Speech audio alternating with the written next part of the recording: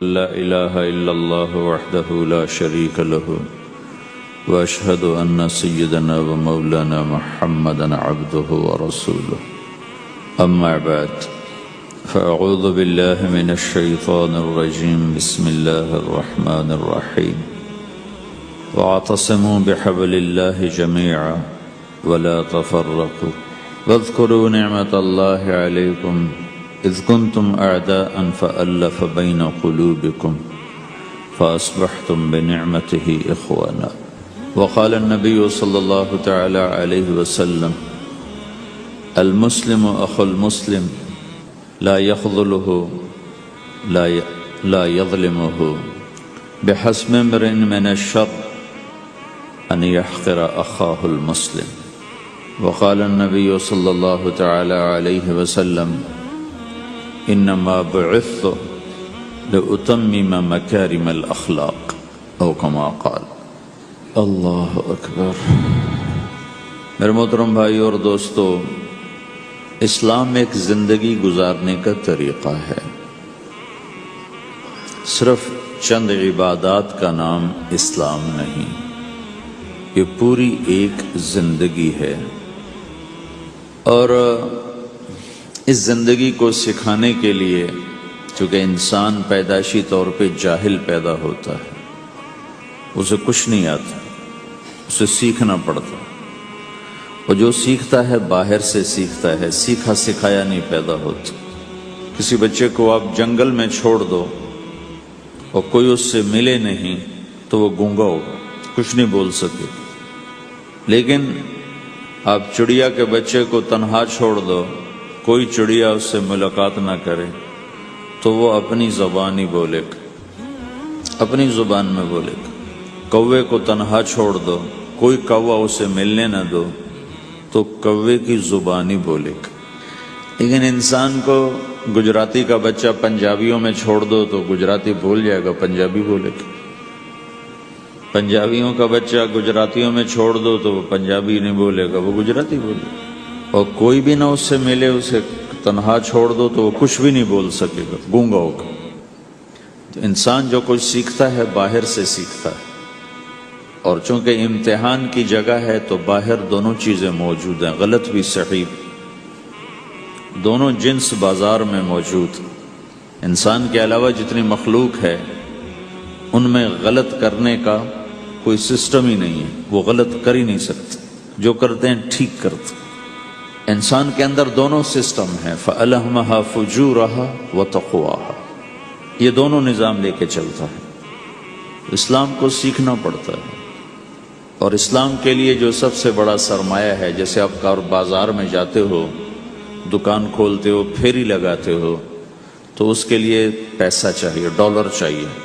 Dollar کے بغیر آپ کاروبار نہیں کر سکتے۔ اسلام کے لیے ایمان چاہیے، ایمان کے بغیر اسلام پہ چلا نہیں جاتا، جانتا ہوگا چل نہیں سکے گا۔ ایمان وہ طاقت ہے، وہ سرمایہ ہے، وہ کیپٹل ہے جس سے کوئی مرد عورت وہ دین پہ چل سکتا ہے۔ یہ زیادہ ہوگا تو زیادہ چلے گا، تھوڑا ہوگا تو تھوڑا چلے گا، نہیں ہوگا تو صفر ہوگا، زیرو ہوگا۔ تبلیغ کا جو یہ کام اللہ تعالیٰ نے ہمیں دیا ہے، یہ ایمان کو سیکھنے کی اور اس کو آگے پہنچانے اور پھیلانے کی محنت ہے۔ ایمان سیکھنے کے لیے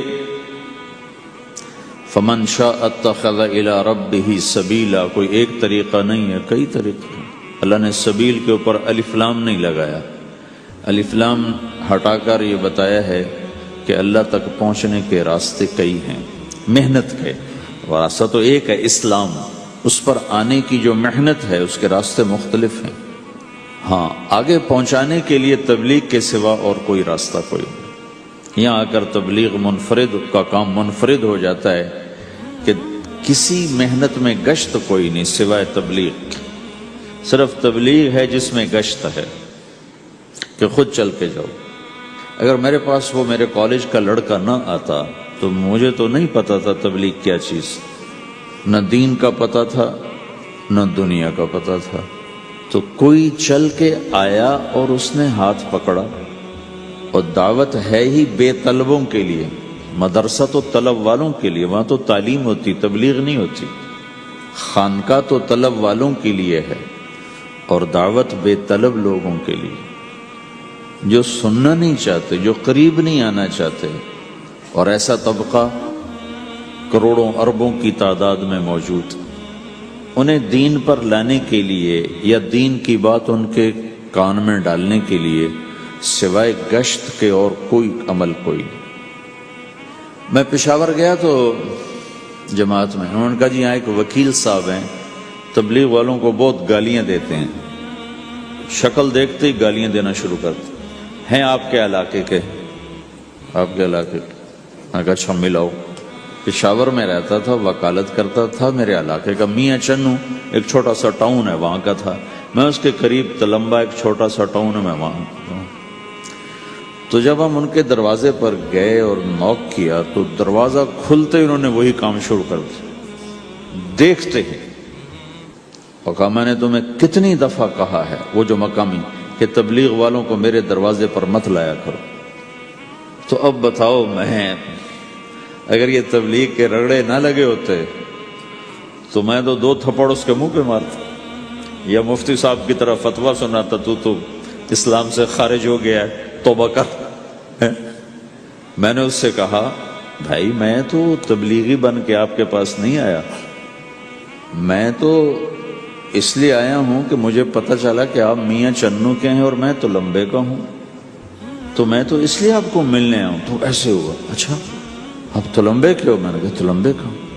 کہو اچھا اچھا اچھا، بڑی مہربانی، فرمائیے۔ میں نے کہا فرمائیے ایسے تو نہیں ہوگا، گھر بٹھاؤ پھر فرمائیے ہوگا۔ تو اس نے دروازہ کھولا، ہمیں بٹھایا، میں نے کوئی تبلیغ کی بات نہیں کی، چائے وائے پلائی۔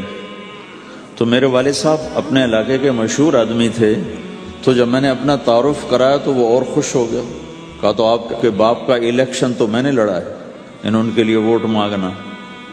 تو ایسا خوش ہو گیا، کھل گیا، چائے پلائی، بات چیت ہوتی رہی۔ تو اٹھتے ہوئے میں نے کہا فلاں مسجد میں ہماری جماعت آئی ہوئی، میں نے کہا چلو آپ کو بتا دوں۔ مغرب کے بیان میں وہ آیا ہوا تھا، پھر جتنے دن میں وہاں رہا وہ آتا رہا آتا رہا آتا رہا، میں واپس چلا گیا۔ بیچ میں کئی سال گزر گئے، لاہور کیولری گراؤنڈ ایک مشہور جگہ، وہاں میرا بیان تھا۔ جو کرکٹر آئے ہوئے تھے، ان کو ہم نئے سعید انور، انضمام، مشتاق، ان کو ہم قریب کر رہے تھے، اس وقت نئے نئے ان کو قریب کر رہے تھے، تو یہ لوگ آئے ہوئے تھے۔ تو بیان کے بعد ان کو لے کر ہم ایک کمرے میں بیٹھے، اس کمرے کی دیوار شیشے کی تھی، تو لوگ اندر آنے کی کوشش کر رہے تھے، تو ان پہرے والے ان کو روک رہے تھے۔ تو اس میں سے ایک آدمی منہ اوپر کر کے میری طرف سے اشارہ کرے، تو میں نے دیکھا تو ایک آدمی کی بڑی داڑھی، اور وہ مجھے ایسے ایسے اشارہ کر رہا ہے، میں نے نہیں پہچانا۔ تھوڑی دیر کے بعد میں نے غور سے دیکھا تو وہ وہی وکیل صاحب پشاور والے، تو میں نے کہا وہ ان کو اندر بلاؤ اندر بلاؤ۔ وہ اندر آئے تو میں اٹھ کے ملا، کہنے لگے یہ دیکھو یہ تمہارا ایک گشت، میرا وقت بھی لگ چکا ہے، بدنوں کا چلہ لگا ہے، یا 3 چلے لگے ہیں۔ تو جو دیکھو نا، آپ میں سے کئی لوگ پھیری لگاتے ہیں، جس کو گجرات پھیری لگاتا ہوں، پھیری۔ میں پہلے سمجھا ہی نہیں، پھیری تو کہتے ہیں چھوٹے جہاز کو جو سمندر میں چلتا ہے، میں سمجھا یہ پھیری لگاتے ہیں، پھیری، اور وہ تو گجراتی میں پھیری کہتے ہیں پھیری کو۔ تو پہلے تو میں چکر کھاتا رہا کہ یہ کیا ہے پھیری، پھیری تو چھوٹے جہاز کو کہتے ہیں، چھوٹا بحری جہاز۔ تو پھر بعد میں کسی نے کہا کہ یہ چل پھر کے سودا بھیجا، اچھا اچھا پھیری کو پھیری کہہ رہے ہیں، تم خدا کو خدا کر دیتے ہو، خدا کا شکر۔ ایک تو خدا لفظ ہی میں نے پہلے کہا تھا بولنے کا نہیں ہے، ایک اس کو خدا کو خدا کر دیتے ہو، خدا کی قسم۔ تو تم پھیری لگاتے لگاتے گاہک بنا لیتے ہو، نہیں بناتے ہو؟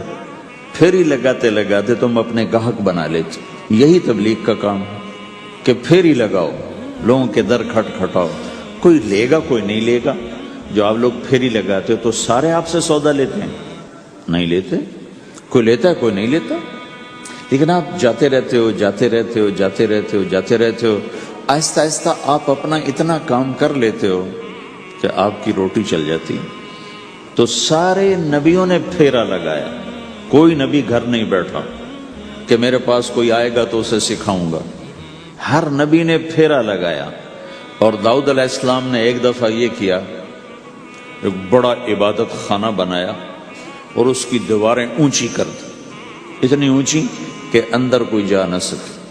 اور یہ طے کیا کہ ہفتے میں ایک دن میں کسی سے نہیں ملوں گا، صرف اللہ اللہ کروں گا، ہفتے میں ایک دن. تو وہ پہلا دن تھا، اندر سے تالا لگا دیا اور خود اندر بیٹھ گئے. اور پہلا دن ہے کہ میں آج کسی سے نہیں ملوں گا. تو میرے رب کو یہ بات پسند نہیں آئی کہ نبی کا کام کٹ کے بیٹھنا نہیں ہے، لوگوں میں جانا ہے. تو اللہ تعالیٰ نے انسانی شکل میں 2 فرشتے اندر اتار دیے. اذ تصوروا المحراب ففزع منهم قال لا تخف خصمان بغى بعضنا على بعض فاحكم بيننا. کہا جی حضرت ہمارا جھگڑا ہو گیا ہے، ہم آپ سے فیصلہ کروانے آئے. تو داؤد علیہ السلام ڈر گئے کہ دروازہ بند ہے، یہ آئے کہاں سے؟ دیوار اتنی اونچی ہے کہ اس کے اوپر سے چھلانگ لگا کے بھی اندر نہیں آ سکتے. تو یہ کون ہے، آئی کہاں سے؟ دروازے کو دیکھیں تالا لگا ہوا ہے، دیوار کو دیکھیں اتنی اونچی ہے، تو کون چھلانگ لگا کے اندر آئے گا؟ تو ڈر گئے. تو کہنے لگے جی آپ ڈرے نہیں، ہمارا جھگڑا ہو گیا. کہ کیا جھگڑا ہے؟ کیا جھگڑا ہے؟ کہ ان ھذا اخی لہ 99 نعجہ ولی نعجۃ واحدہ فقال اکفلنیها وعزنی فی الخطاب. یہ میرا بھائی ہے، اس کے پاس 99 بکریاں ہیں، بھیڑیں، 99 بھیڑ ہے، اور میرے پاس ایک ہے. یہ مجھے کہتا ہے ایک بھی مجھے دے دے، میری 100 پوری ہو جائے. تو آپ بتاؤ یہ غلط کر رہا ہے کہ ٹھیک کر رہا ہے؟ اب یہ فیصلہ تو آپ چھوٹے سے بچے سے بھی کروا سکتے ہو. نہیں، یہ تو لطیفہ سا بن گیا داؤد علیہ السلام کے لیے، لطیفہ بن گیا کہ ایک آدمی کہتا ہے جی میرے پاس 99 ہے، تیرے پاس ایک ہے، تو ایک مجھے دے دے، میری 100 ہو جائیں. تو داؤد علیہ السلام سوچ میں پڑ گئے یہ چکر کیا ہے. تو ایک دم ان کو خیال آیا کہ اوہ، جیسے میرے رب نے مجھے پیغام بھیجا ہے کہ داؤد تجھے بندوں کو دعوت دینے کے لیے بھیجا ہے، مصلی پر بیٹھنے کے لیے نہیں بھیجا. ہاں مصلی پر بیٹھنا ہے، اس کے لیے رات ہے. قم اللیل الا قلیلا نصفہ او انقص منہ قلیلا او زد علیہ ورتل القرآن ترتیلا. چل ومن اللیل فتہجد بہ نافلۃ لک عسیٰ ان یبعثک ربک مقاما محمودا. رات ہے، آ جاؤ. ان ناشئۃ اللیل ہی اشد وطئا واقوم قیلا. آجا آجا، رات بڑی مزے کی چیز ہے، تو اور میں تنہا. فاذا فرغت فانصب والى ربک فارغب. آ جاؤ. تتجافى جنوبهم عن المضاجع يدعون ربهم خوفا وطمعا ومما رزقناهم ينفقون. رات تیری میری، دن میرے بندوں کے لیے. نہیں بیٹھ سکتا، تسبیح پکڑ کے نہیں بیٹھ سکتے ہو. تو اس پر داؤد علیہ السلام سجدے میں گرے. آیت سجدہ ہے اس لیے میں نہیں پڑھتا ہوں. سجدے میں گرے اور کہا یا اللہ معافی کر، یا اللہ معاف کر دے، یا اللہ معاف کر دے. میں نے دروازے بند کر لیے، حالانکہ میں یہ میرے منصب کے خلاف تھا، اس پر اللہ سے معافی مانگی. تو چل کے جانا نبیوں کی صفت ہے، یہی ہماری صفت. اس امت کو یہ کام دیا گیا کہ یہ اوروں کے پاس جا کے اپنا سودا پیش کر، اپنوں کو بھی سنبھالے اور غیروں تک بھی پہنچے. نہیں سنتے پھر جاؤ، نہیں سنتے پھر جاؤ، کیونکہ دلوں کا پھیرنا اللہ کے ہاتھ میں ہے. تیرے ذمہ آواز لگانا ہے. اللہ تعالیٰ نے تقسیم کر دی. قم اللیل الا قلیلا، رات اللہ کے پاس آ جا. دن میں کیا کر؟ ان لک فی النہار سبحا طویلا، تیرا دن میں کام بہت زیادہ ہے. سبحا طویلا، دعوت کے کام کو تیرنے سے تشبیہ دی ہے. سبح تیرنے کو کہتے. اللہ کے نبی کا ایک گھوڑا تھا جس کا نام تھا سبحہ، میں نے بتایا تھا پہلے دن. وہ اتنا تیز چلتا تھا جیسے تیر رہی ہو، اس لیے اللہ کے نبی نے خود اس کا نام سبحہ رکھا تھا، تیرنے والا. تو تبلیغ کے کام کو تیرنے سے تشبیہ دی کہ آپ نے لمبا تیرنا ہے. اور مکے میں تو پانی کوئی نہیں، تو کہاں تیرنا ہے جی؟ سارے مکے میں پانی کا قطرہ کوئی نہیں، زمزم کے کنویں کے سوا، تو تیرنا کہاں ہے؟ یہ اس دعوت کے کام کی بڑی خوبصورت تصویر ہے. سبحا طویلا، حالانکہ اللہ فرماتا ہے ان لک فی النہار شغلا طویلا عملا عظیما جہدا طویلا، لیکن سبحا طویلا، جو آدمی چل رہا ہوتا ہے اگر وہ بیٹھ جائے تو کوئی نقصان تو کوئی نہیں، گاڑی چلا رہا ہے کہیں گاڑی روک لے تو کوئی نقصان تو کوئی نہیں، تھوڑی دیر سے پہنچ جائے گا، کہیں گاڑی کھڑی کر کے کافی پینے لگ گیا تو کوئی مسئلہ تو کوئی نہیں ہے، آدھا گھنٹہ دیر سے گھر پہنچ جائے گا۔ تیرنے والا پانی میں اتر گیا، اب یہ رک سکتا ہے؟ کیوں بھائی؟ اگر یہ کافی پینے کا ارادہ کرے تو کہاں جائے گا؟ تو مچھلی کے پیٹ میں جائے گا۔ پانی میں اترنے کے بعد اختیار ختم ہے، اب تیرنا ہے۔ کہاں تک؟ دوسرا کنارہ جب تک ہاتھ میں نہیں آتا تیرنا ہے، سبحا طویلا، جب تک آخرت کا کنارہ ہاتھ میں نہیں آتا۔ اے میرے نبی تجھے دعوت کا کام کرتے ہی رہنا ہے، کرتے ہی رہنا ہے، کرتے ہی رہنا ہے، تیری چھٹی کوئی نہیں۔ سبحا میں یہ اشارہ تھا کہ چھٹی کوئی نہیں، یہ موت تک کا کام ہے۔ وَاعْبُدْ رَبَّكَ حَتَّى يَأْتِيَكَ الْيَقِينُ۔ آئے ہائے، جب یہ آیت اتری یا ایھا المدثر قم فانذر وربک فکبر، اے میرے محبوب اٹھ جا، اٹھ جا، میرا پیغام سنا، تو لیٹا ہوا ہے۔ تو اس پر آپ نے کہا خدیجہ انقطع ایام النوم والراحہ، میرے آرام کے دن چلے گئے، میرے سونے کے دن چلے گئے، میرے رب نے مجھے کہا ہے اٹھ جا اور میرا پیغام سنا۔ تو اس وقت تو کوئی جاننے والا نہیں تھا، تو پہلے آپ چپ کے بات فرما رہے تھے، پھر اللہ نے کہا کھل کے کہہ، تو پھر آپ نے کہا میں خدیجہ میں کس کو کہوں، میری کون سنے گا، من ادعو من یستجیب۔ تو حضرت خدیجہ نے عرض کی یا رسول اللہ آپ دعوت دینے میں پہل کریں، میں لبیک کہنے میں پہل کرتی ہوں۔ تو بھائیو، دعوت ہمارا سرمایہ ہے، دعوت سے ایمان بنتا ہے، ایمان سے عمل بنتا ہے۔ تو اگر آپ اس دعوت میں حرکت کرتے رہو گے، ان لک فی النہار سبحا طویلا، کل میں نے اس پر تھوڑی تفصیل سے بات کر دی تھی، آج میں اس سے اگلی بات کرنا چاہتا ہوں، لیکن اس کو بار بار سننا اس لیے ضروری ہے کہ آدمی بڑی جلدی بھول جاتا ہے، اور نفع سامنے نہ ہو تو اس کے لیے قدم اٹھانا، مال لگانا مشکل ہو جاتا ہے۔ آپ پھیری بھی تو لگاتے ہو، تو شام کو پیسہ ہاتھ میں آتا ہے تو تھکاوٹ چلی جاتی۔ میں نے ایک شخص سے کہا تھوڑا تبلیغ میں وقت دے دو بھائی، کہا جی مجھے گولیاں لگی تھیں تو اس کے بعد میرے بدن میں درد ہوتا ہے تو میں ٹائم نہیں دے سکتا، لیکن میں اسے دیکھتا تھا وہ صبح سے شام تک اپنی دکان پہ کھڑا ہوتا تھا، کھڑا ہو کے کام کرتا تھا۔ تو ایک دن میں نے اس سے پوچھا یہ تو دکان پہ کھڑا ہوتا ہے، اس کا درد تمہیں نہیں ہوتا؟ تبلیغ میں تو اتنی مشقت نہیں ہے۔ وہ کہنے لگا جی روز درد بہت ہوتا ہے، لیکن میں جب شام کو پیسے گنتا ہوں تو سارا درد چلا جاتا ہے، سارا درد چلا جاتا ہے۔ تو اب آپ تبلیغ میں 3 دن کے لیے گئے تو کچھ لگا کے آتے ہو، ہاتھ میں تو کچھ بھی نہیں ہوتا، اور چلے کے لیے جاؤ تو کچھ لگتا ہے، ہاتھ میں تو کچھ بھی نہیں آتا۔ 4 مہینے کے لیے جاؤ تو کچھ لگتا ہے، ہاتھ میں تو کچھ بھی نہیں آتا۔ تو وہ جذبہ پیدا نہیں ہوتا لگانے کا، تھکنے کا، تھکانے کا، جیسے دنیا میں پیدا ہوتا ہے کہ اس کی واپسی نظر آ رہی ہوتی۔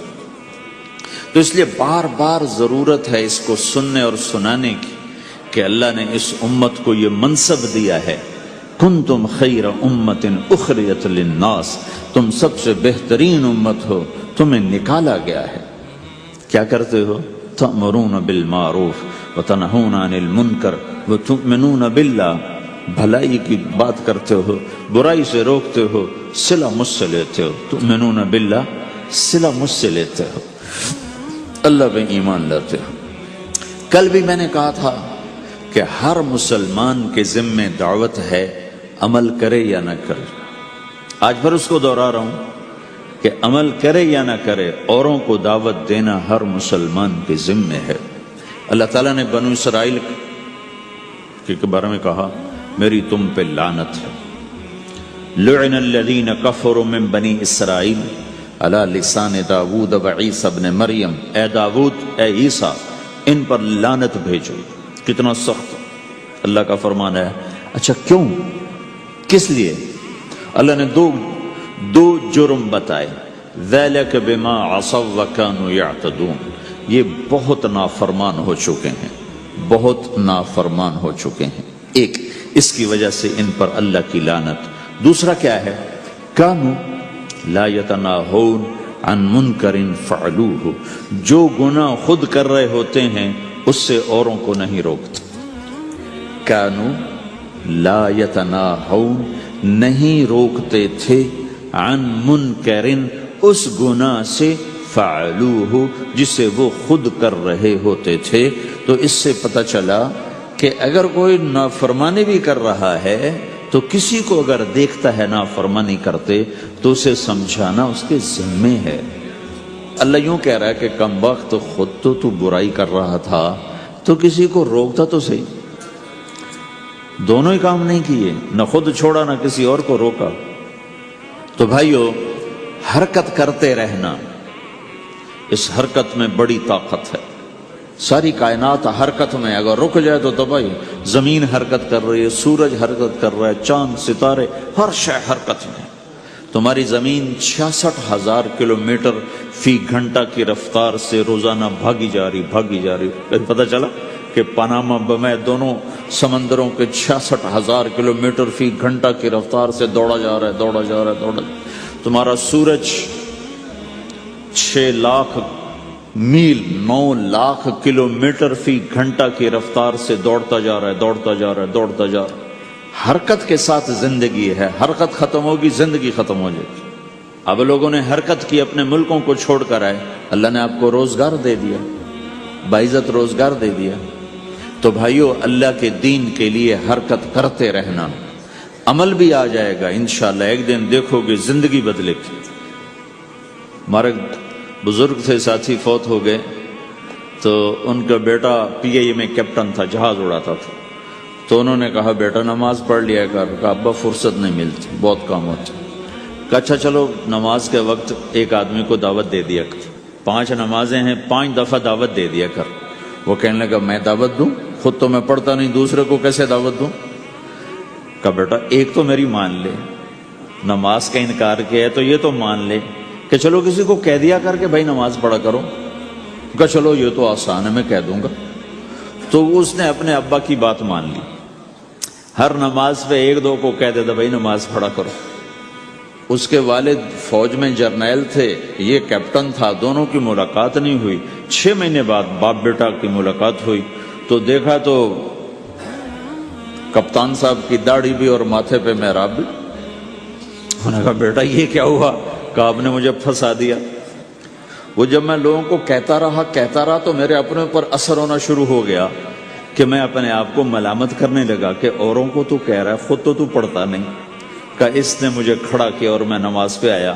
پھر ایک دن شیو کرنے لگا، شیشے میں کھڑا دیکھ رہا تھا تو میں نے کہا جب اللہ کو سجدہ کر رہا ہوں تو چہرے پہ نبی کی سنت بھی ہونی چاہیے۔ تو میں نے سیفٹی بھی پھینک دی، میں داڑھی بھی رکھ لی۔ تو تبلیغ کا کام کرتے رہنا، ہم فرشتے نہیں بن سکتے۔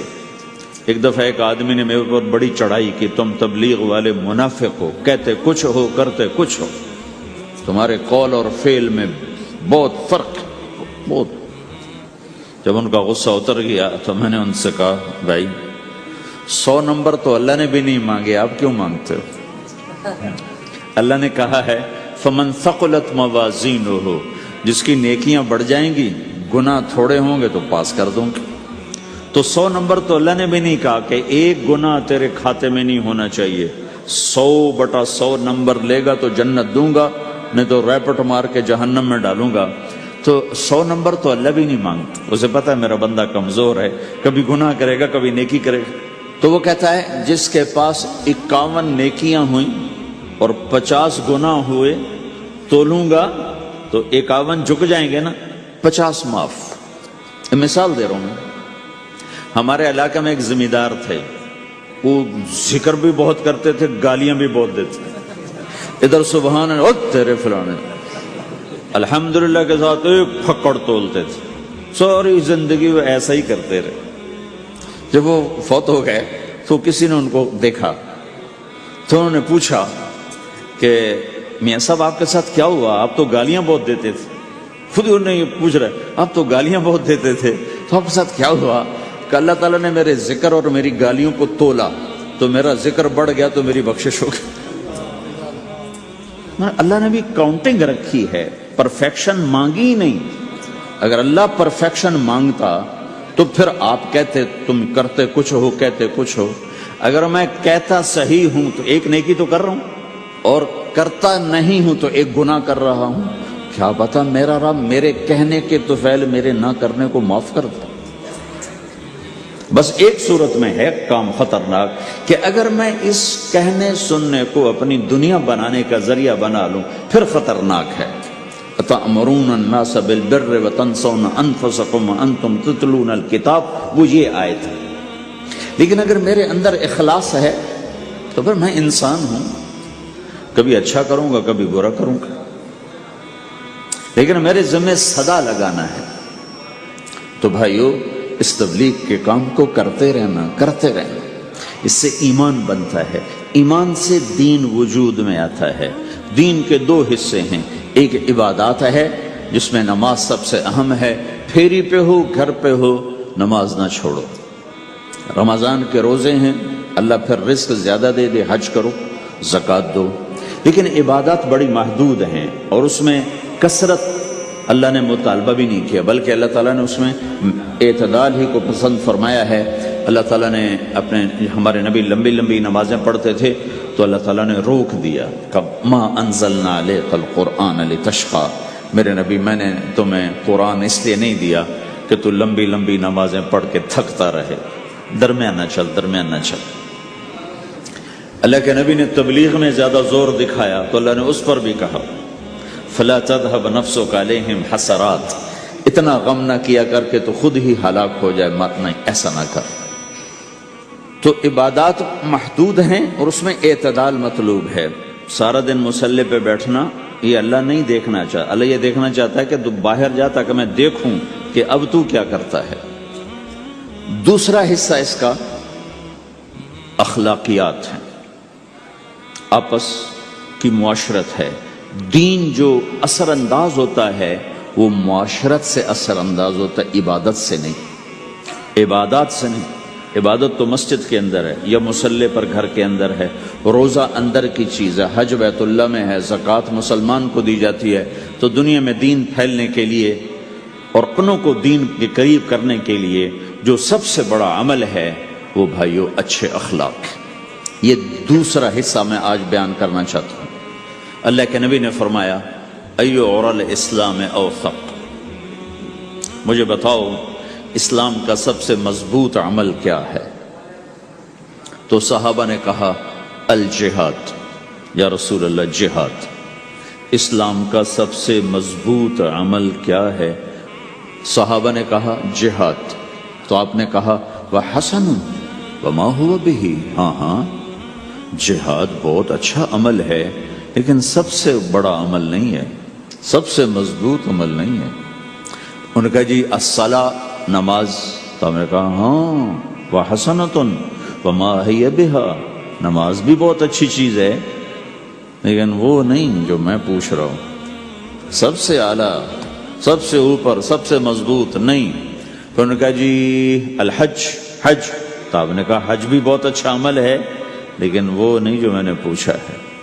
پھر صحابہ نے کہا جی روزہ، آپ کا روزہ بھی بہت اچھا ہے لیکن وہ نہیں جو میں نے پوچھا ہے. تو پھر صحابہ نے کہا یا رسول اللہ پھر آپ ہی بتائیں، ہمیں تو نہیں پتا. تو ہمارے نبی عبادات سے اوپر لا رہے ہیں، اپنے ساتھیوں کو عبادات پہ قائم کر دیا. ہر آدمی نمازی بن چکا ہے، ہر آدمی روزے دار بن چکا ہے، ہر آدمی مالدار زکوٰۃ دینے والا بن چکا ہے اور ہر آدمی حج کا جذبہ پیدا کر چکا ہے.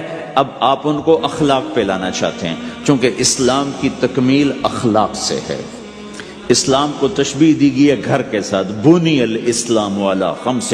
تو بنیا کا لفظ عمارت پر بولا جاتا ہے. تو اسلام کی بنیاد میں ہے کلمہ، نماز، روزہ، حج، زکوٰۃ. اگر اس مسجد کی بنیادیں بھر دی جائیں تو اس کو مسجد تو نہیں کہیں گے نا. ہاں جی بنیادیں ڈال دی ہیں، چھت ڈالنی ہے. جب چھت پڑے گی تو پھر یہ مسجد کہلائے گی. تو اسلام کی بنیاد قائم ہو چکی تھی، اب آپ چھت ڈالنا چاہتے تھے. چھت کیا ہے؟ وہ اچھے اخلاق ہیں. تو اب آپ ان کو اوپر لا رہے ہیں.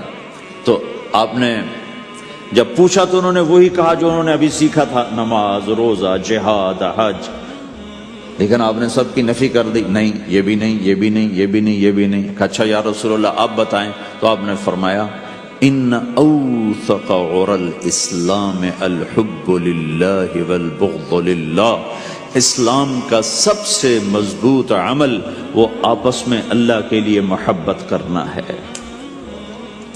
اسلام کا سب سے مضبوط عمل وہ آپس میں اللہ کے لیے محبت کرنا ہے۔ اسلام کا سب سے مضبوط عمل وہ محبت ہے، اللہ کے لیے بغض ہے، اللہ کے لیے محبت ہے، یہ اسلام کا سب سے مضبوط عمل ہے۔ تو بھائیو، یہ چھوٹا سا معاشرہ اسلامی بن جائے، اس کے لیے بنیاد میں نے پہلے بتا دی، اب چھت بتا رہا ہوں، وہ ہیں اچھے اخلاق۔ اللہ تعالیٰ نے جب ہمارے نبی نے نماز لمبی پڑھی تو اللہ نے کہا درمیانی پڑھو، میں نے ابھی بتایا۔ تبلیغ میں دکھ زیادہ جھیلا تو اللہ نے کہا درمیانہ چلو، لیکن جب اللہ کے نبی نے اخلاق بلند کیے، اخلاق، تو اس پر بھی اللہ تعالیٰ فرماتا میرے نبی ذرا اتنا نرم نہ ہو، تھوڑا سا سختی دکھا، آنکھیں دکھا، تھوڑا شونشاں کر ہیں۔ تو میرے رب نے کیا کہا؟ واہ، میرے رب نے آپ کے اخلاق کی جیسی تعریف کی ہے، آپ کے کسی عمل کی ایسی تعریف نہیں کی۔ نماز کو کہا معتدل، اعتدال، دعوت کو کہا اعتدال، اور اخلاق کو کیا کہا؟ انک لعلی خلق عظیم، اور اس کو طاقت پہنچائی قسم اٹھا کے نون، پھر قسم اٹھائی قلم کی جو علم کا ذریعہ ہے، والقلم وما یسطرون، مجھے قسم ہے قلم اور اس کی تحریر کی، ما انت بنعمت ربک بمجنون وان لک لاجرا غیر ممنون۔ ان دو آیتوں کو چھوڑ کر اگلی جو آیت آ رہی وانک لعلی خلق عظیم، اے میرے محبوب میں قسم اٹھاتا ہوں قلم اور اس کی تحریر کی، تیرے اخلاق بڑے عالی شان ہیں۔ یہ نہیں کہا تیرے اخلاق بڑے عالی ہیں، انک لعلی، علا، علا کا یہاں بہت عظیم الشان کردار ہے۔ علا یہ بتا رہا ہے کہ اے میرے نبی، جتنے اخلاق تصور کیے جا سکتے ہیں وہ سب تیرے تابع ہو چکے ہیں، اور تو ان پہ سوار ہو چکا ہے، تو ان پہ چھا چکا۔ علا چھا جانے کے لیے ہوتا ہے کہ تمام اخلاق تیرے غلام ہو چکے ہیں۔ ایک دفعہ آپ نے فرمایا اچھے اخلاق 360 قسم ہیں، 360 قسم، 360 صفات کا مجموعہ اچھے اخلاق۔ کوئی ایک صفت کسی کو مل گئی تو جنت میں چلا جائے گا۔ تو ابو بکر رضی اللہ عنہ سامنے بیٹھے تھے، کہنے لگے یا رسول اللہ افی منہا شیء، ان 360 میں کوئی میرے اندر بھی کچھ ہے؟ تو آپ نے کہا تیرے اندر سارے کا سارا، کوئی کمی کوئی نہیں، پورے۔ یہ آپ نے اور کسی کو نہیں کہا، صرف آپ نے یہ ابو بکر سے فرمایا کہ ابو بکر تیرے اندر پورے اخلاق 360۔ تو بھائیو، آپس کی محبت اور اچھے اخلاق یہ اسلام کا سب سے چوٹی کا سبق، سب سے اعلیٰ درجے کا سبق۔ اب ایک حدیث میں جو حدیث جبریل کہلاتی ہے، وہ انسانی شکل میں آ کر پوچھتے ہیں یا رسول اللہ اسلام کیا ہے؟ تو آپ کہتے ہیں کلمہ، نماز، روزہ، حج، زکوٰۃ، یہ اسلام ہے۔ یہی سوال اب آخری حج کا موقع آ چکا ہے، اب اسلام 9 سال آگے، 10 سال آگے جا چکا ہے اور اس کی شکل مکمل ہو چکی ہے۔ تو عمر بن عبسہ رضی اللہ تعالیٰ عنہ یہ آخری حج کے موقع پر آپ سے ملتے ہیں اور آ کر یہ آپ سے پوچھتے ہیں یا رسول اللہ مل اسلام؟ سوال ایک ہے، مل اسلام؟ شروع میں مدینے کے داخلے کے شروع میں جبریل انسانی شکل میں آتے ہیں اور کہتے ہیں مل اسلام، اسلام کیا ہے؟ تو آپ کہتے ہیں کلمہ، نماز، روزہ، حج، زکوٰۃ۔ اب یہی سوال 10 سال کے بعد یا 9 سال کے بعد عمر بن عبسہ کہتے ہیں یا رسول اللہ مل اسلام، اسلام کیا ہے؟ تو اب جواب سنو، آپ نے فرمایا اطعام الطعام وطیب الکلام، میٹھا بول بولنا اور کھانا کھلانا۔ کسی سے میٹھا بول بولنا کتنا عظیم ہے میرے اللہ کی بارگاہ میں کہ آپ نے فرمایا ابتسامک فی وجہ اخیک صدقہ، تو اگر کسی مسلمان کو ہنس کے مل لے تو یہ بھی تیرے لیے صدقے کا ثواب۔ صدقہ لکھا جائے گا۔ جبریل کہتے ہیں یا رسول اللہ مل ایمان، ایمان کیا ہے؟ تو آپ فرماتے ہیں اللہ کو ماننا، فرشتوں کو ماننا، نبیوں کو ماننا، کتابوں کو ماننا، تقدیر کو ماننا، موت کے بعد کی زندگی کا اقرار کرنا۔ ان تؤمن باللہ وملائکتہ وکتبہ ورسلہ وبالبعث بعد الموت، یہ ہے ابتدائی جواب۔ اب یہی سوال عمرو بن عبسہ کرتے ہیں 9 سال کے بعد، یا رسول اللہ مل ایمان، ایمان کیا ہے؟ تو آپ نے فرمایا الصبر والسماحہ، صبر کرنا، معاف کرنا۔ سوال ایک ہے، جواب 2 ہیں۔ کیوں کہ جگہ اور نوعیت بدل چکی ہے۔ ابتدائے اسلام ہے تو عبادات بتائی جا رہی ہیں، انتہائی اسلام ہے تو اخلاق بتائے جا رہے ہیں کہ اے عمر، ایمان کیا ہے؟ صبر کرنا، معاف کرنا، صبر کرنا، معاف کرنا۔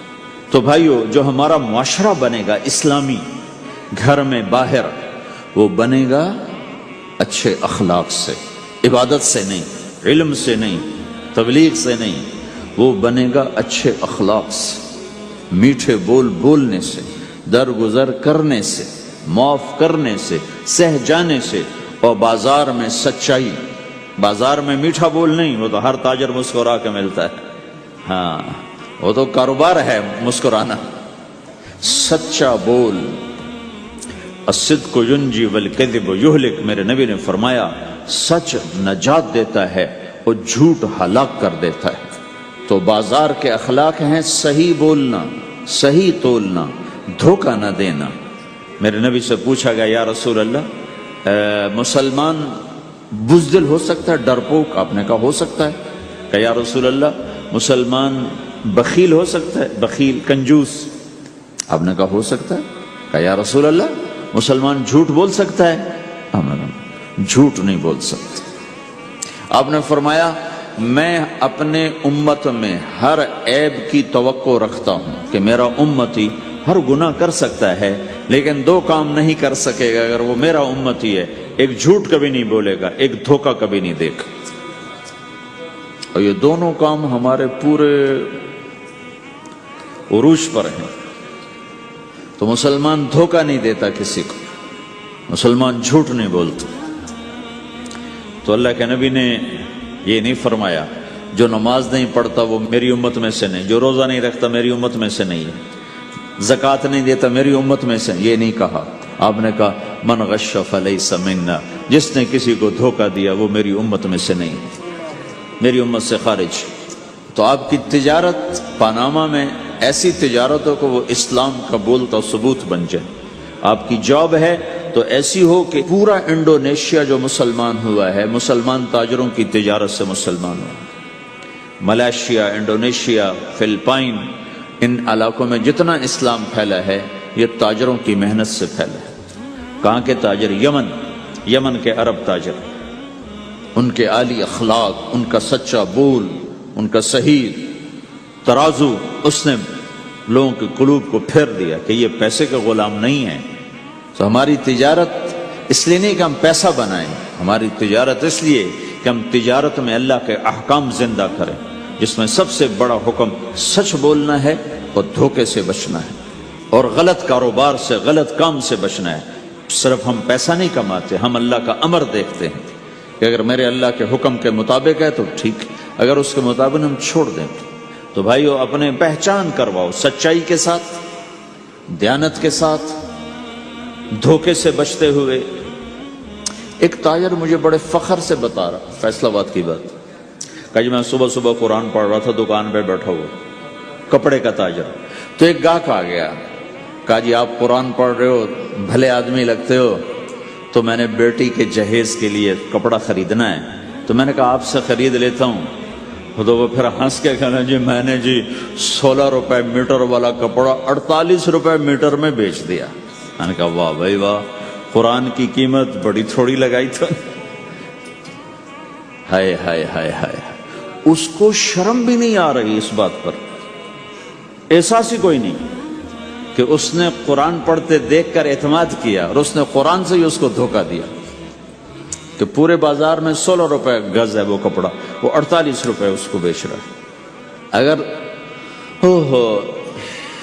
اپنے نبی کی بات سنو، آپ نے کہا سچا تاجر قیامت کے دن نبیوں کے ساتھ کھڑا کیا جائے گا۔ کیوں؟ کہ ہر موقع پہ جھوٹ بولا جا سکتا ہے، پروفٹ کمایا جا سکتا ہے، دھوکہ دیا جا سکتا ہے، فراڈ کیا جا سکتا ہے، اور اس سے بچتا ہے بچتا ہے بچتا ہے بچتا ہے، نہ اپنوں کو دھوکہ دیتا ہے نہ غیروں کو دھوکہ دیتا ہے۔ جب انگریز کا دور تھا، دلی میں ایک جیب کترا تھا، جیب کاٹنے والا، تو وہ یہ سکھایا کرتا تھا لڑکوں کو، پھر ان کو بھیجتا تھا، تو اس کا ایک چیلا شام کو صرف 2 روپے لے کر آیا، 2 روپے لے کر۔ تو اس نے کہا بے وقوف، آج سارے دن کی کمائی 2 روپے؟ کہ استاد آج بہت بڑا مال مارا تھا، لیکن میں نے دیکھا تو وہ ایک گورا تھا، انگریز تھا، تو مجھے خیال آیا اگر قیامت کے دن عیسیٰ علیہ السلام نے میرے نبی کو گلہ دے دیا کہ تیرے امتی نے میرے امتی کی جیب کاٹی تھی، تو میں اپنے نبی کو کیا جواب دوں گا؟ تو میں نے جا کر اس کو واپس کر دیا، ابھی اپنے کے کھسکا کے لایا ہوں 2 روپے۔ پچھلے زمانے کے تو چور بھی ایسے خوددار ہوتے تھے، اب تو نمازی ایسے غیرت کہاں پھینک کے آ گئے ہیں، ماتھے پہ محراب ہوتا ہے اور دھوکے میں سب سے اول ہوتا ہے۔ تو ہمارا اسلام صرف اس مسجد کی 4 دیواری میں نہیں ہے، ہمارا اسلام تو بارش کے قطروں کی طرح پھیلا ہوا ہے، آسمان کی بلندی ہے، آسمان کی وسعت ہے، جیسے اس سے زیادہ ہمارے دین کی وسعت ہے۔ تو آپ کسی دفتر میں ہو یا اپنے کاروبار میں ہو، تو اس میں بھی اللہ کے نبی نے آپ کو طریقہ بتایا ہے۔ بازار کے اخلاق ہیں مسکرانا نہیں، بازار کے اخلاق ہیں سچ بولنا، صحیح دینا، صحیح تولنا، صحیح سودے کا عیب بتانا۔ عبد الرحمن بن عوف رضی اللہ تعالیٰ عنہ پہلے 10 صحابہ میں آتے ہیں، پہلے 10 صحابہ۔ آپ نے کہا ابو بکر جنتی، عمر جنتی، عثمان جنتی، علی جنتی، طلحہ جنتی، زبیر جنتی، سعد جنتی، عبد الرحمن جنتی، ابو عبیدہ جنتی، سعید بن زید جنتی، اس میں ایک عبد الرحمن۔ جب ان کا انتقال ہوا تو انہوں نے 3 ارب 10 کروڑ 20 لاکھ دینار چھوڑے ترکہ۔ ہمیں تو بڑا بیوقوف بنایا گیا، کاغذ کو کرنسی بنا کے دے دی۔ کاغذ، کرنسی تو سونا ہوتا ہے جی، کرنسی تو سونے اور چاندی کو کہتے ہیں، کاغذ کے ٹکڑے کو تو کرنسی نہیں کہتے۔ اور اب کرنسی بھی لے کر وہ کارڈ پکڑا دیے، جیب بھی خالی، اب کرنسی بھی کاغذ بھی کوئی نہیں، خالی کارڈ۔ اس کو کیا کہتے ہیں کارڈ کو؟ Credit card, credit card. وہ ساری دنیا کو بیوقوف بنائے ہوئے، یا تو کاغذ پکڑائے ہوئے ہیں یا کارڈ کاغذ بھی اب واپس لے لیا، اب کارڈ پکڑا دیا۔ اور عبد الرحمن بن عوف نے جو پیسے چھوڑے وہ کاغذ نہیں تھے۔ کاغذ کی کیا حیثیت؟ پاکستان میں روز چھپ رہے ہیں، کاغذ کی کیا حیثیت؟ 3 ارب 10 کروڑ 20 لاکھ دینار سونے کے، اور ایک سکہ دینار اس وقت 4.5 ماشے کا ہوتا تھا۔ اب اس کو ملٹیپلائی کرو اور پورا پاناما خرید لیں اس پیسوں سے۔ اور وہ ٹاپ لسٹ کے 10 صحابہ میں سے ایک، وہ فرماتے تھے میری تجارت کا یہ اصول رہا کہ میں نے کبھی ادھار نہیں خریدا، نہ کبھی ادھار بیچا، نہ کبھی ادھار خریدا۔ جو خریدے بھی ادھار اور بیچے بھی ادھار، اسے نیند کہاں آئی؟ دینے والے دیتے نہیں، لینے والے سر پہ کھڑے ہوتے، انہیں نہ بیوی اچھی لگتی نہ بچے اچھے لگتے، وہ گھر میں بیٹھ کے بھی گھر میں نہیں ہوتے۔ تو آپ نے فرمایا نہ میں نے کبھی ادھار خریدا نہ کبھی ادھار بیچا، نقد خریدا نقد بیچا۔ دوسرا میرا اصول یہ رہا کہ میں نے کبھی سٹاک نہیں کیا، جب مجھے پروفٹ ملا میں نے فوراً بیچ دیا، انتظار نہیں کیا 1 ہفتے بعد بیچوں گا ریٹ بڑھ جائے گا۔ جس دن مجھے پروفٹ ملا 1 پیسہ بھی ملا تو میں نے فوراً بیچ دیا۔ تیسرا اصول یہ تھا کہ میرے سودے میں کوئی کمی یا عیب ہوتا تو میں اسے چھپاتا نہیں تھا، ظاہر کرتا تھا، اس میں یہ کمی ہے بھائی، لینا تو لے لو، نہیں لینا تو چھوڑو۔ ہماری تو تجارت بھی جنت کا راستہ ہے۔ مدینے کے لوگ ذمہ دارا کرتے تھے، مکہ کے لوگ تجارت کرتے تھے، ان کی زراعت اور تجارت دین کے پھیلنے کا ذریعہ بن گئی۔ عبد الرحمن بن عوف رضی اللہ عنہ کا مال اللہ کے دین کے کام آیا، عثمان رضی اللہ عنہ کا مال اللہ کے دین کے کام آیا۔ جنگ تبوک میں 10,000 آدمیوں کا سامان حضرت عثمان اکیلے نے دیا۔ 30,000 کا لشکر تھا تو 1/3 10,000 کا سارا سامان عثمان رضی اللہ عنہ نے اپنے گھر سے دیا، اور وہ دینار لا کے پیش کیے نا، تو اللہ کے نبی وہ دینار لے کر یوں کر رہے تھے، ایسے ایسے وہ کر رہے تھے، ما علی عثمان اللہ یعمل بعد عثمان، آج کے بعد تو کچھ نہ کر، جنت واجب ہو گئی تیرے لیے۔ تو بھائیو، ہمارا دین صرف ہمیں عبادت نہیں بتاتا، بازار کی زندگی بتاتا ہے کہ مسلمان بازار میں کیسے ہوتا ہے۔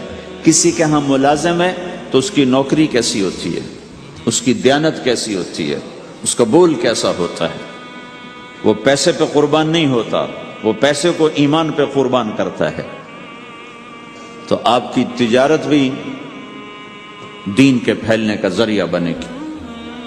آہا، صرف نماز سے گناہ معاف نہیں ہوتے۔ مسلم شریف کی روایت ہے، من امسا کالن بعمل یدہ امسا مغفورا لہ، جو صبح سے شام تک روزی کماتے کماتے حلال حلال حلال حلال، جھوٹ والی نہیں، کھوٹ والی نہیں، خیانت والی نہیں، حرام چیز نہیں، حرام چیز کا بیچنا بھی حرام ہے، خریدنا بھی حرام ہے، اس کا پروفٹ بھی حرام ہے۔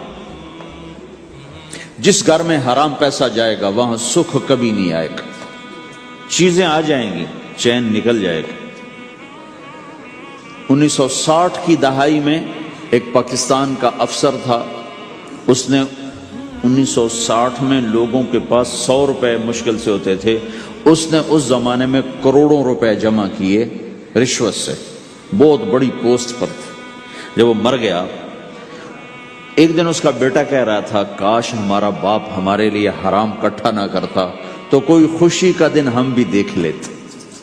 جن کے لیے جمع کیا تھا کہ میرے بچے اب مزے سے، میں نے خود اپنے کانوں سے اس کو یہ کہتے ہوئے سنا کئی دفعہ، میں آج مر جاؤں میری بچی کو کسی کی پرواہ نہیں کہ میں نے اتنا پیسہ بنا دیا ہے۔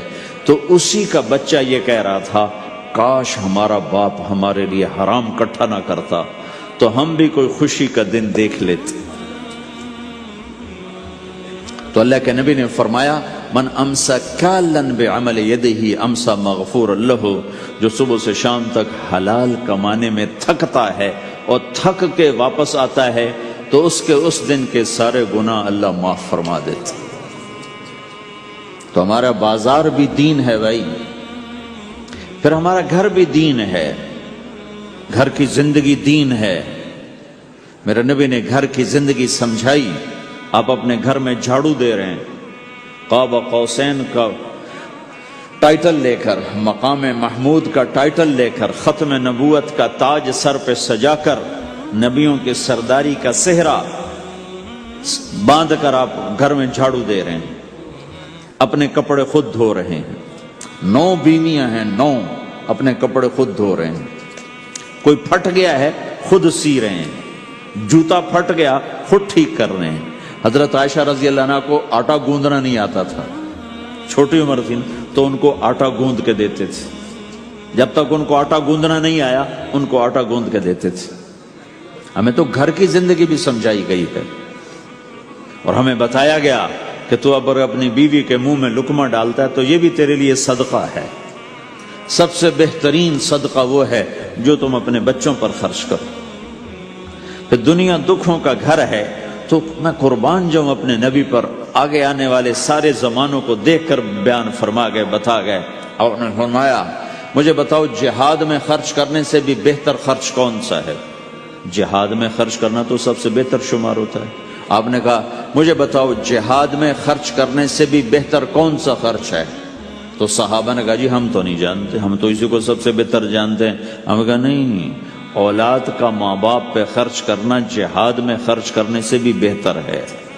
یہ کیوں فرمایا؟ کہ آگے نظر آ رہا تھا کہ اولاد نافرمان نکلے گی۔ اگر اللہ چاہے تو اس کے یہ کہنے پر وہ پلاٹ مسجد کے نام ہو گیا، واپس نہیں لے سکتا۔ اگر اللہ چاہے اگر اللہ چاہے، اور اللہ تو چاہتا ہے کہ تم اس کے نام پر دو، من ذا الذی یقرض اللہ قرضا حسنا. ٹھیک ہو گیا؟ یہ بات سمجھ میں آ گئی؟ اب ایک آدمی یوں کہتا ہے انشاءاللہ میری بیوی کو 3 طلاق، اگر اللہ چاہے تو میری بیوی کو 3 طلاق، تو علماء فرماتے ہیں یہ طلاق نہیں ہوگی. کیوں نہیں ہوگی؟ اس لیے کہ اس نے کہا ہے اگر اللہ چاہے تو میری بیوی کو 3 طلاق، اور اللہ چاہتا ہی نہیں کوئی اپنی بیوی کو طلاق دے، لہذا یہ طلاق نہیں ہوگی. ہزاروں دفعہ کہہ دے انشاءاللہ ساتھ لگا ہوا ہو، نہیں ہوگی.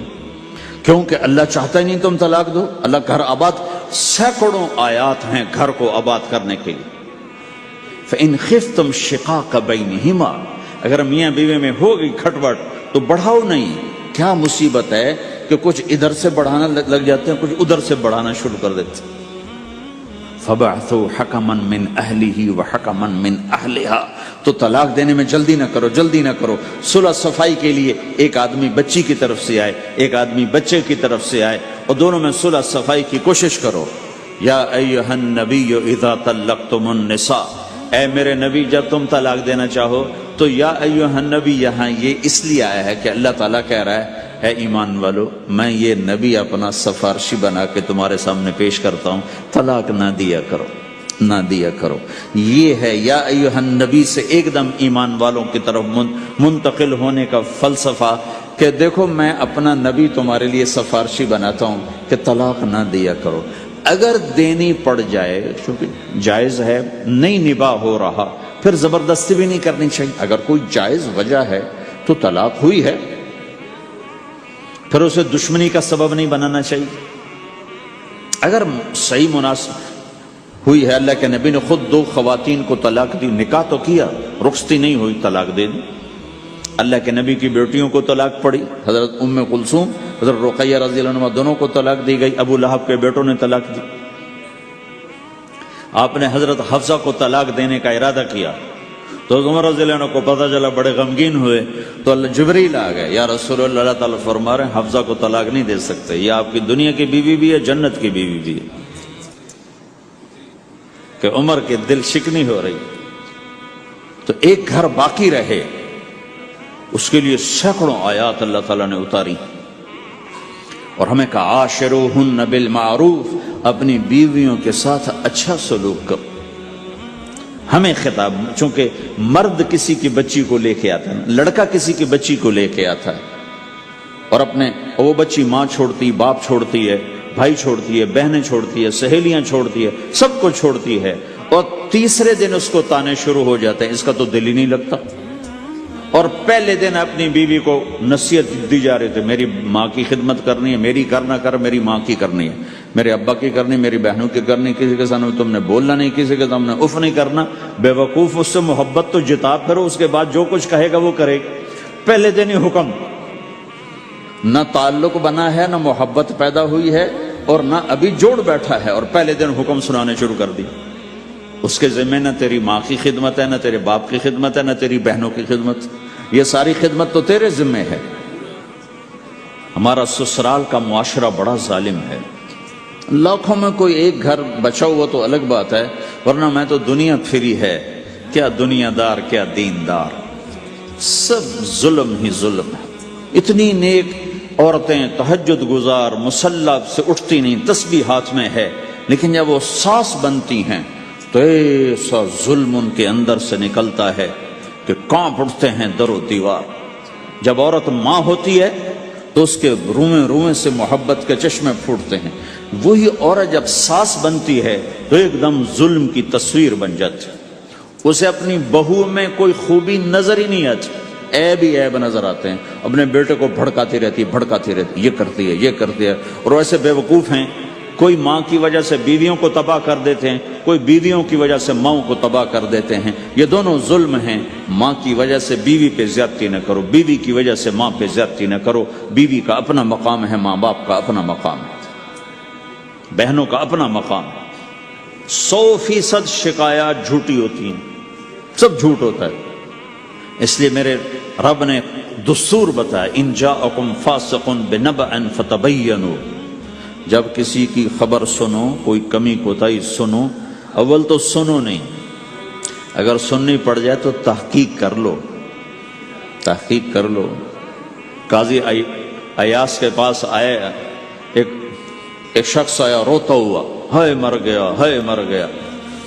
تو ان کے ساتھ ایک آدمی بیٹھے تھے، کہنے لگے حضرت اس کا قضیہ جلدی سے سن لیں، بیچارہ بڑا مظلوم لگتا ہے۔ کہنے لگے چپ کر، یوسف علیہ السلام کے بھائی بھی رات کو روتے ہوئے باپ کے پاس آئے تھے۔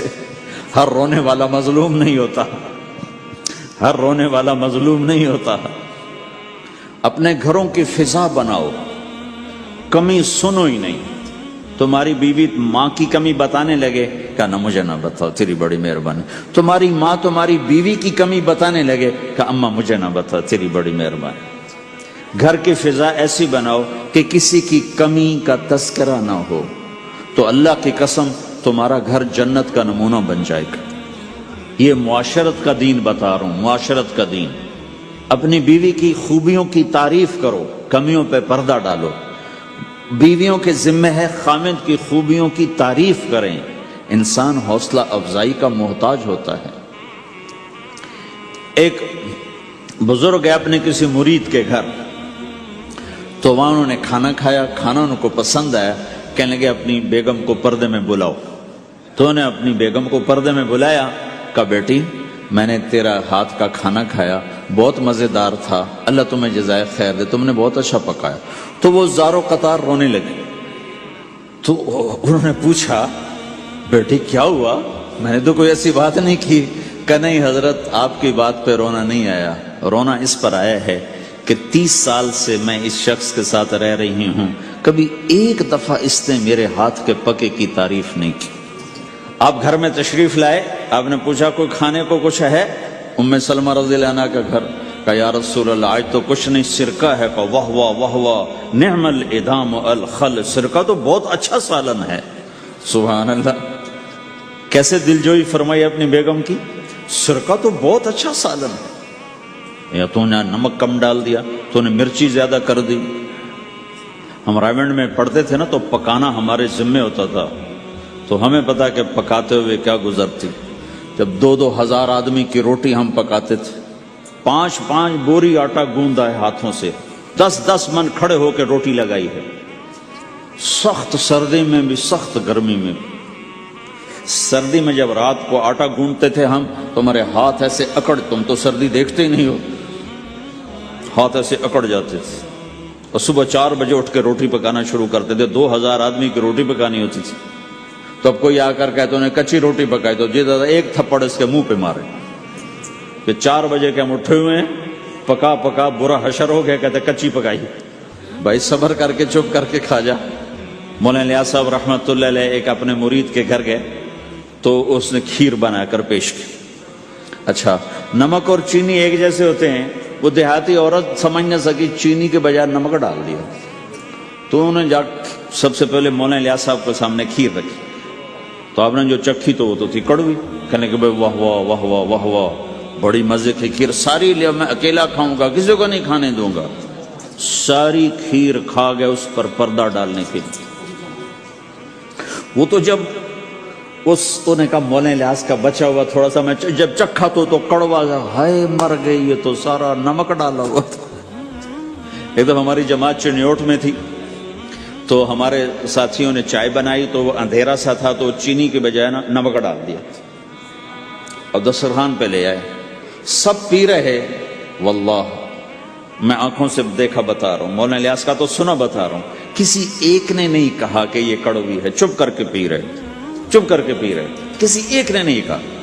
باہر ایک دیہاتی کھڑا تھا، تو میں نے اس کہا چاچا آتے نو چاہ پی ماما، وہ آ گیا، اس نے پہلا گھونٹ بھرا ہوئے تھا کوڑی ہے، اس نے بانڈا پھوڑ دی۔ پھر سارے ساتھی ہنس پڑے کہ چاچا ہم نے تو پردہ ڈالنے کی کوشش کی تھی خدمت والوں پر تو نہیں پردہ چاک کر دیا۔